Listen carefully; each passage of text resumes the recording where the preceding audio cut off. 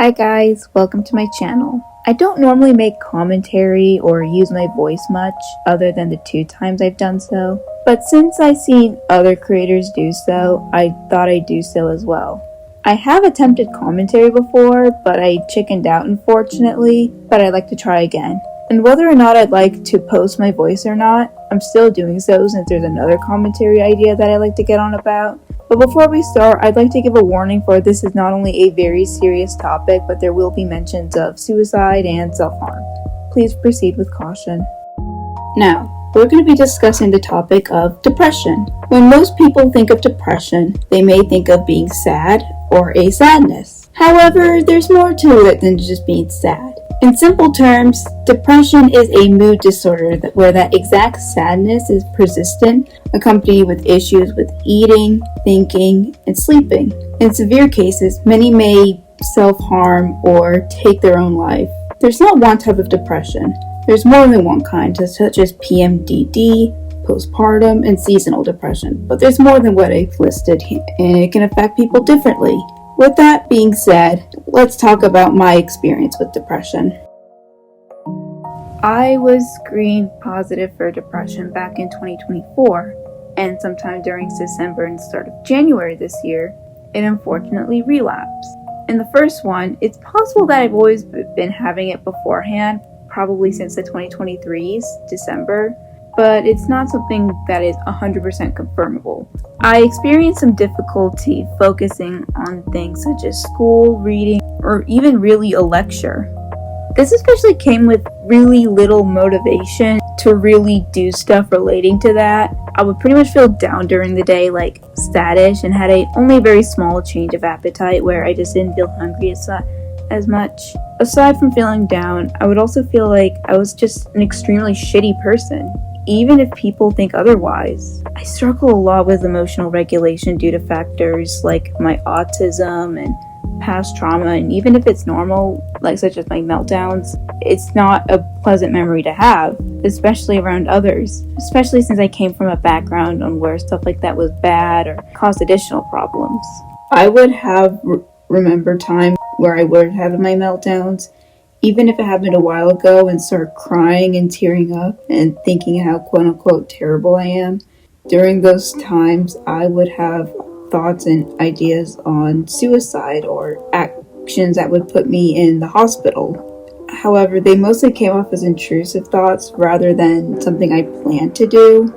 Like, I would have thoughts on things that could actually kill me or just severely injure me.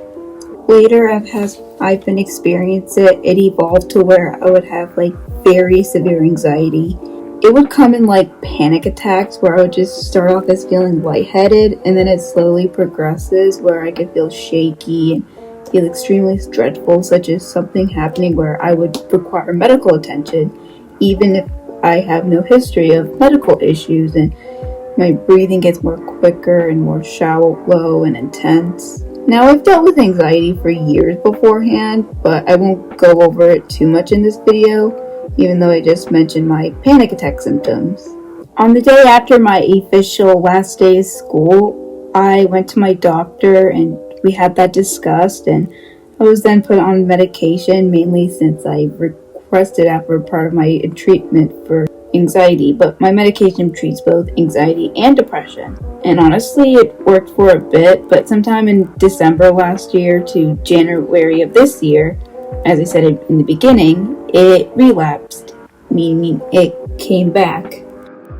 Now, a lot of factors could have caused this as relapse. Stress is one cause, but it could also be other factors because I'm not really fully recovered from trauma, and I also do have a family history of depression, but it could also be from medication tolerance, meaning my system is used to it and the effects doesn't really work anymore. It wasn't as severe, and thankfully it was caught while it was minor, but in a way it was pretty similar. I felt tired during the day and I really couldn't sleep at night, and as you saw in my post, I lost my reason on why I started my YouTube channel, and the things I like to do, like drawing, was just gone. And I also felt more excited than usual. And while I would like to point out that yes, you can have depression and still be happy, and some people feel more restless when they're depressed. And throughout the day, I would feel that excitement, and then it would just come down to just me feeling down. I didn't exactly have a lot of motivation to do things like schoolwork or making my videos. Even getting up to take a shower was harder than usual. At some point when I couldn't sleep, that idea of being a terrible person would just come back, and I would tear up. There were some differences, such as there wasn't really a change of appetite, and there wasn't really any thoughts to end my life. And since it was caught, it didn't really get to where I would have like panic attacks or severe anxiety, where it seriously impacted my life. At my doctor's appointment before my winter break was over, I had my medication dose adjusted to be a larger dose since it could be a medication tolerance.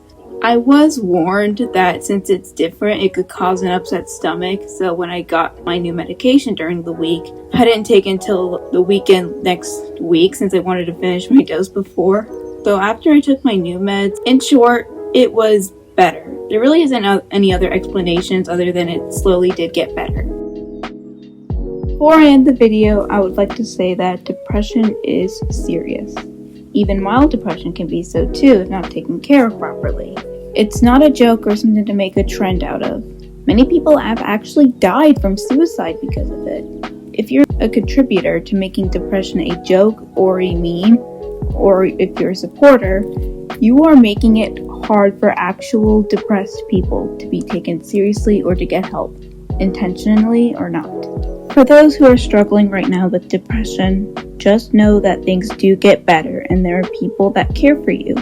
I know it can be hard to remember that and I've pretty much been there, but it really does get better. It really does. And if you're somebody who knows someone experiencing depression, whether it's a friend, family, classmate, or coworker, be there for them. Show them that you care and let them know that you're there for them. But most importantly, listen to them. You don't have to respond with the most inspiring responses or give advice, but telling them that you'll be there for them, and sometimes a simple "I'm sorry you're struggling" can be enough. I still struggle with responses to this day, so I do think that what I'm saying here will actually help me in the future. Thank you guys so much for watching. I am very new to content like this, so if you have any critiques, please let me know in the comments, and I will do my best to improve on that. Stay safe and have a good day.